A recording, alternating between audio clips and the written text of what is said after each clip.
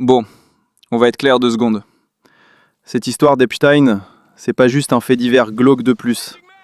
C'est pas juste un mec riche et tordu. Et c'est encore moins un truc lointain qui concerne que les élites américaines. En vrai, c'est un miroir. Parce que pendant des années, ce type a gravité autour des gens les plus puissants de la planète. Des milliardaires, des politiques, des génies autoproclamés. Des gens qu'on nous vend comme des modèles de réussite. Et pourtant, ils étaient là, à ses soirées, dans son cercle, à chercher son approbation. Et moi, quand j'ai vu ça, je me suis pas dit « mais putain, ils sont tous fous ». Je me suis demandé comment autant de gens, avec autant à perdre, ont pu tomber dans un truc pareil. Parce qu'en vrai, c'est facile de dire « moi jamais j'aurais fait ça ». Mais c'est peut-être faux. Pas parce que t'es mauvais, mais parce que le mécanisme est humain. L'image, le réseau, le sentiment d'être dans le cercle, le fait de se sentir important. Et ouais, c'est exactement la même logique que dans une cour de lycée, ou dans une boîte, ou sur Instagram.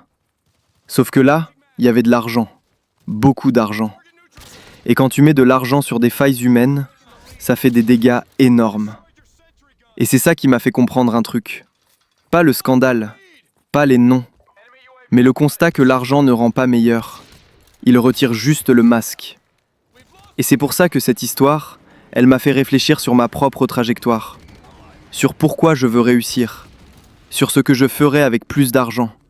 Sur ce que je refuse de devenir. Parce qu'au fond, cette histoire-là, elle parle pas que d'eux. Elle parle de nous, de nos désirs, de nos limites, de nos illusions. Et c'est exactement de ça dont j'ai envie de vous parler aujourd'hui. Quand t'es gamin, tu crois que plus t'as d'argent, plus t'es quelqu'un de bien, plus t'as réussi. Et là, tu vois certaines histoires, et tu te rends compte que l'argent révèle surtout qui t'étais déjà. Cette histoire-là, elle m'a pas choqué comme les médias veulent choquer. Elle m'a surtout fait réfléchir sur l'argent, le pouvoir, le désir, et sur nous, en vrai. Ce qu'un mec normal peut en tirer. Au début, comme tout le monde, je voyais ça comme le mal absolu. Et c'est le cas. Mais en creusant un peu, tu comprends un truc plus large. Ce type-là, il s'est pas imposé par la peur. Il s'est imposé par l'image. Les soirées, le réseau, le cercle fermé, le sentiment d'être quelqu'un d'important. En gros, il a vendu le fait d'être cool. Et ça, mon pote, ça marche à tous les niveaux. Au collège, au lycée, au taf. Les cercles fermés, c'est jamais aussi stylé que ça en a l'air. L'argent ne rend pas stylé. Il amplifie ce que t'es déjà. Un mec insécure avec de l'argent devient juste un mec insécure avec plus de moyens. J'ai un pote, je l'aime bien, vraiment. On vient du même milieu. Pas riche, rien d'exceptionnel. Et dès qu'il a commencé à gagner un peu d'argent, frérot, c'était festival.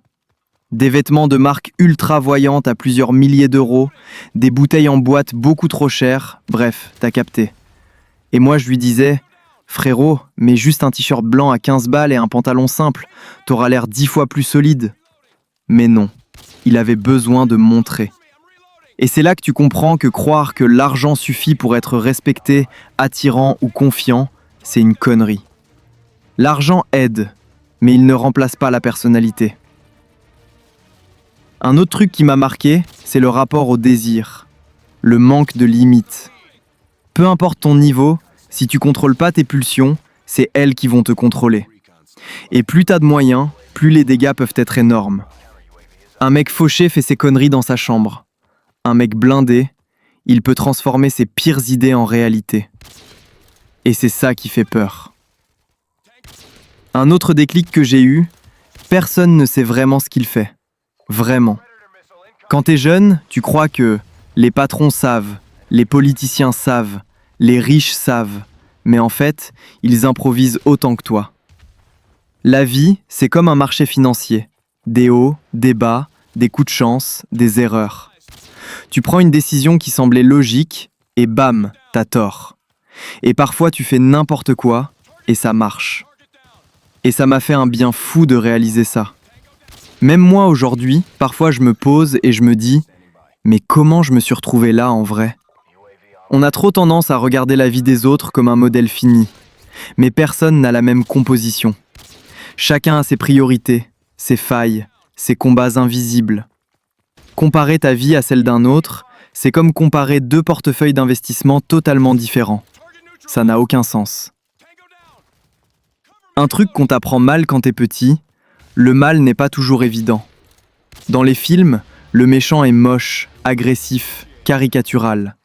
Dans la vraie vie, le mal peut être poli, charismatique, généreux, donner des sous à des associations. Et parfois, les gens vraiment bien font une mauvaise première impression. C'est perturbant, mais c'est réel. S'il y a une seule chose à retenir de tout ça, pose des questions. Pourquoi je fais ça? Pourquoi je veux ça? Pourquoi je suis fatigué? Pourquoi je scrolle autant? Pourquoi je bois tous les week-ends? C'est comme ça que j'ai commencé à évoluer, moi perso. Pas en ayant des réponses, mais en acceptant que je savais rien. Le mindset « je sais déjà », c'est le plus dangereux de tous. Aujourd'hui, on a l'intelligence artificielle, et c'est un outil incroyable, je l'utilise aussi. Mais faut faire gaffe à un truc, ne pas arrêter de penser par soi-même. Déléguer son cerveau, ça a jamais bien fini dans l'histoire. L'argent ne te sauvera pas, le pouvoir non plus. Être le plus intelligent de la pièce non plus. Ce qui te sauve, c'est la lucidité, la discipline, le respect, la capacité à te remettre en question. Et surtout, apprendre de tout, même du pire. Bref, dites-moi en commentaire si ça vous a parlé, lâchez un like et abonnez-vous, ça me ferait plaisir. On se retrouve très vite.